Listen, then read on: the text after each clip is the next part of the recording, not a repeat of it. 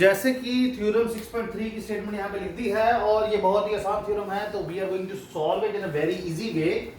तो सबसे पहले तो थ्योरम की स्टेटमेंट पढ़ लेते हैं। तो थ्योरम की स्टेटमेंट है कि if in two triangles corresponding angles are equal then the corresponding sides are in same ratio and hence the two triangles are similar। इसका मतलब ये है कि अगर हमारे पास दो ट्रायंगल्स हैं A B C और D E F, तो अगर A is equal to D, B is equal to E और C is equal to F हमें गिवन है, तो हमें ये प्रूव करना है कि AB by DE यानी कि AB by DE, BC by EF, BC by EF and AC by DF ये सेम रेशियो में है। तो इसके लिए यहाँ पे मैंने एक ग्रीन पेन से लाइन खींची हुई है।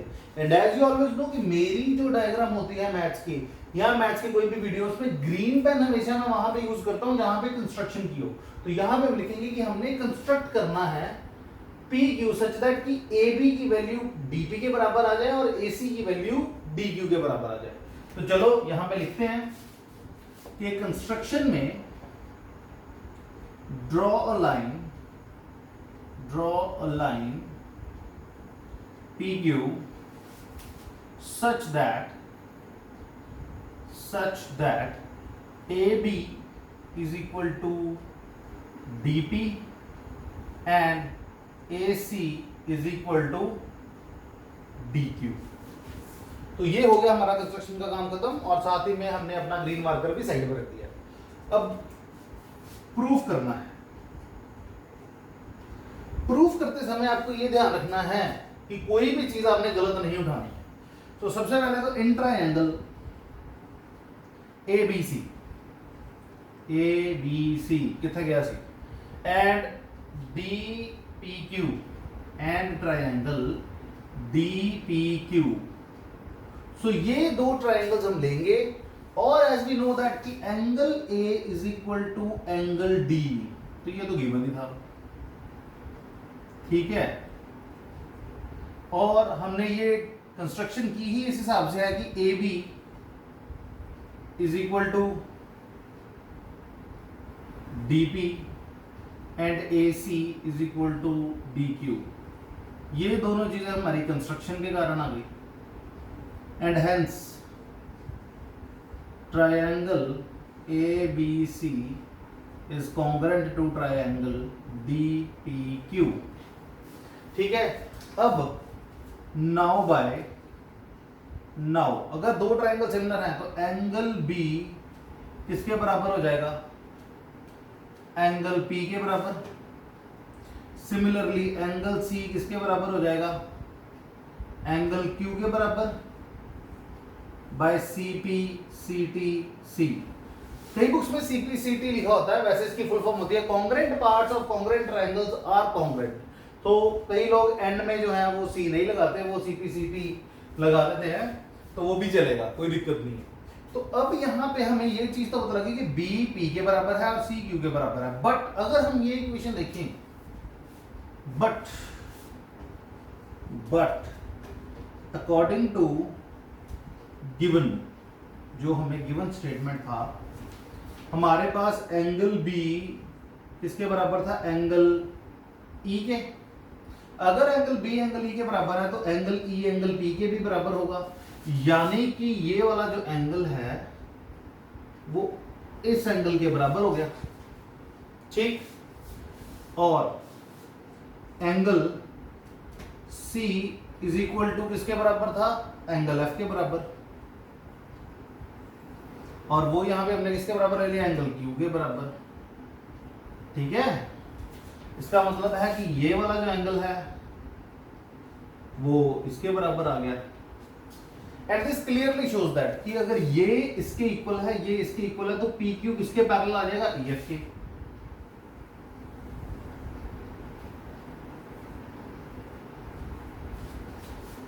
फ्रॉम 1 and 2 ये जो दो इक्वेशन है ये प्रूव करती हैं कि PQ is parallel to EF and by using BPT यानी कि बेसिक प्रोपोर्शनलिटी थ्योरम, हम यहां पे लिख सकते हैं DP divided by PE is equal to DQ divided by QF। इसको मार्क कर लो इक्वेशन 3। सो बेटा ये बहुत ही इंपॉर्टेंट कंडीशन थी कि हमने ये प्रूव कर दिया कि PQ is parallel to EF, जिससे हमें DP by PE is equal to DQ by QF मिल गया। अब यहां पे सबसे इंपॉर्टेंट चीज ये है कि आपको इसको इन्वर्स करना है।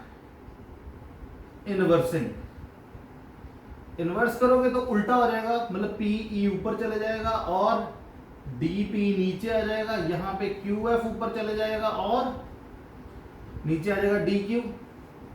आपको 1 प्लस करना है बोथ साइड्स पे, तो इसको मैं आपको ना दूसरे पेन से कर देता हूं सो दैट कि आपको याद रहे। यहां पे भी मैं ग्रीन पेन यूज कर लेता हूं कि आपको ये याद रहे कि यहां पे 1 प्लस बोथ साइड्स पे करना है। ये बेटा बहुत इंपॉर्टेंट स्टेप है। You have to add 1 on both sides so that कि जब आप एलसीएम लो तो यहां पे आ जाएगा DP plus PE divided by DP which is equal to DQ plus QF divided by DQ। अब DP प्लस PE किसके बराबर आ गया? DE के बराबर, और DP तो DP था, विच इज इक्वल टू अगर DQ प्लस QF करोगे तो किसके बराबर आ जाएगा? DF के बराबर। तो यहां पे आ जाएगा DF डिवाइडेड बाय DQ। अब यहां पे जो कंस्ट्रक्शन ली थी वहां पे DP किसके बराबर था? AB के। DQ किसके बराबर था? AC के। तो लिख दो from construction DE by DP की जगह पे क्या आ जाएगा? AB which is equal to DF की जगह पे क्या आ जाएगा? सॉरी, DQ की जगह पे क्या आ जाएगा? AC DF by AC। अब इसको दोबारा से इन्वर्स कर दो, अगेन इन्वर्सिंग। दोबारा से इसको जब आप इन्वर्स करोगे तो AB ऊपर चले जाएगा, AB जो है वो ऊपर चले गया और DE नीचे आ गया। यहां पे AC ऊपर चले गया और DF नीचे आ गया। और अगर आप इसको ध्यान से देखो तो AB by DE is equal to AC by DF, तो बेटा आपने यहां पे प्रूफ कर ही दिया। तो इसको हम मान लेते हैं इक्वेशन स्टार। और बेटा सबसे इंपॉर्टेंट चीज यही है कि अगर सिमिलरली ये सारा प्रोसेस दोबारा से रिपीट किया जाए, बट इस वक्त हम कंस्ट्रक्शन करें कुछ इस तरीके की, यहां पे कुछ PR ले लिया जाए और इसको इसके पैरेलल किया जाए, तो हमारे पास क्या आएगा कि ध्यान से देखो, जब इसको आप सॉल्व करोगे तब सॉल्व करने के बाद हमारे पास बचेगा कि DE by AB is equal to EF by BC। तो उसको जब आप इन्वर्स करोगे तो इन्वर्स करने के बाद आपको जो लास्ट इक्वेशन है वो ऐसे ही मिलेगी। नाउ सो सिमिलरली यहां पे लिख देते हैं, similarly if PR is construction then हमारे पास यहां पे क्या बचता? AB by DE is equal to BC by EF। सो ये स्टार 1 इक्वेशन लगा लो, इसको स्टार 2 लगा लो। तो जब इन दोनों को ऐड करोगे तो हमें ये पता चल जाएगा कि AB by DE is equal to BC by EF is equal to AC by DF। और हैंस प्रूव। यही प्रूव करना था आपको। सो बस यही है कि आपने सबसे पहले तो पूरा प्रोसेस बताना है कि किस तरीके से आप PQ पैरेलल EF करने के बाद AB बाय DE और AC बाय DF लेते हो। उसके बाद आपको सीधा कुछ नहीं करना है, सिमिलरली लिखना है। और सिमिलरली लिखने के बाद आपने बोल देना कि अगर PR कंस्ट्रक्शन करते तो PR किसके पैरेलल आ जाती? DF के। तो बचना क्या था? AB by DE is equal to BC by EF।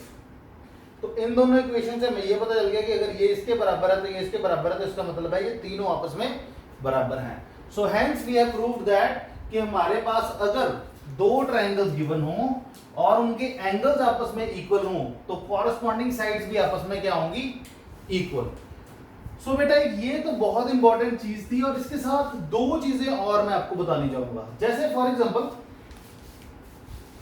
इसको मिटा देते हैं आप, ठीक है, तो मैं आपको 2-3 पॉइंट्स इस थ्योरम के बारे में बताने चाहूंगा जो कि बहुत ज्यादा इंपॉर्टेंट है। तो ये सारा गिवन वगैरह सब कुछ उड़ा देते हैं,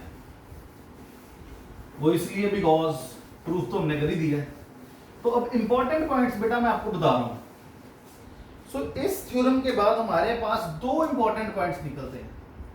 सो पॉइंट 1 के if all three angles are equal, angles of two triangles are equal, then by a यानी कि एंगल सिमेट्री हम डायरेक्टली बोल सकते हैं, we can say that triangles are similar। यही बात हो गई ना, क्योंकि अगर हम ये प्रूव कर सकते हैं कि हमें तीन एंगल्स बराबर अगर गिवन है, क्योंकि ट्रायंगल्स में एंगल ही तीन होते हैं, अगर तीन के तीन एंगल्स एक दूसरे के बराबर गिवन है तो इसका मतलब है बाय ए सिमिलरिटी वो हमारे पास दोनों ट्रायंगल्स का आ जाएंगे सिमिलर। और जो सबसे इंपॉर्टेंट पॉइंट यहां पर है, जिसको मैं यहां पे ब्लू पेन के साथ थोड़ा सा हाईलाइट करना चाहता हूं, वो ये है कि बेटा सबसे इंपॉर्टेंट चीज बात ये रखो कि अगर ये एंगल जो है और इसके बराबर है, सपोज करो, है ना, अगर angle A is equal to angle D है, समझने वाली बात है, बहुत बढ़िया कंसेप्ट है, ध्यान से देखना, और बी ई के बराबर है, तो तीसरा एंगल तो प्रूव करने की जरूरत नहीं है, because sum of angle of triangles are always 180 degree. अगर दो इक्वल है तो तीसरा भी इक्वल ही होगा। सो जरूरी नहीं है कि तीनों एंगल्स आपको बराबर प्रूव करने हैं। अगर दो एंगल्स भी आप बराबर प्रूव कर देते हो तो उसका मतलब यही है कि तीसरा भी इक्वल है। सो इसका एक नेक्स्ट एक्सटेंशन क्या है कि एफ, सॉरी एक खत्म होने वाली है तो दूसरा लिख देते हैं कि F two angles of triangles are equal, then also they can be said as similar